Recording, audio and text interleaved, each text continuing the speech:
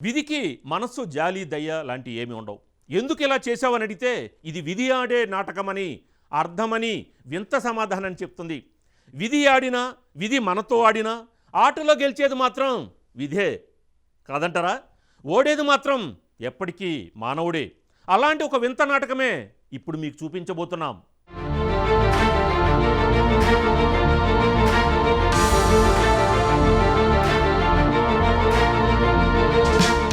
అమ్మా, స్విమ్మింగ్ పూల్కు వెళ్దాం, నేను ఈత నేర్చుకుంటా, బడి కూడా లేదు కదమ్మా, నాన్నకి చెప్పమ్మా అని ఆ బాలుడు మారాన్ చేశాడు. సరే అని అమ్మ భర్తకు చెప్పింది. ఆ తల్లిదండ్రులు కలిసి ఇస్వీ రహదారిలో ఉన్న స్విమ్మింగ్ పూల్కు వెళ్లారు. అక్కడ అనుకోకుండా జరిగిన ప్రమాదాల్లో బాలుడు క్షణాల్లో నీటి కోణంలో మృతి చెందాడు.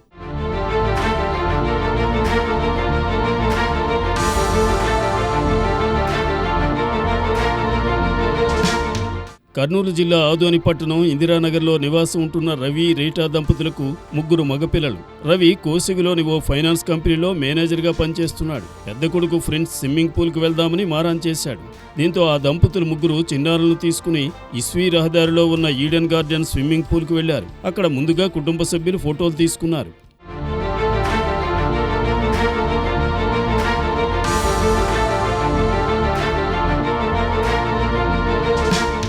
పెద్ద కొడుకు ప్రిన్స్తో తండ్రి స్విమ్మింగ్ పూల్ వద్దకు వెళ్లాడు. క్షణాల్లో పక్కన ఉన్న ప్రిన్స్ నీటిలో తేలాడుతూ కనిపించాడు.